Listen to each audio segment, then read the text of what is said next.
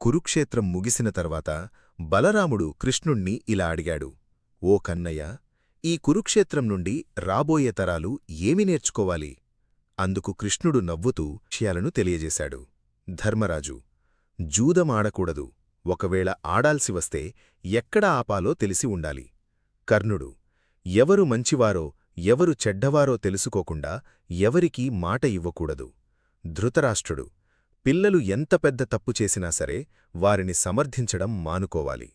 కుంతి: పరిణామాలు ఆలోచించకుండా కోరికలు కోరుకోకూడదు.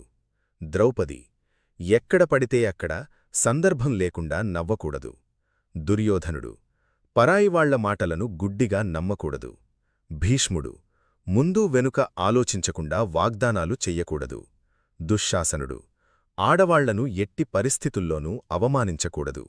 అశ్వత్థామ: గర్భంలో ఉన్న శిశువును చంపాలనే క్రూరమైన ఆలోచన కూడా చెయ్యకూడదు. గాంధారి: కళ్ళు మూసుకుని పిల్లలు చేసే తప్పులను పట్టించుకోకుండా ఉండకూడదు. అలా శ్రీకృష్ణుడు బలరామునికి చెప్పాడు.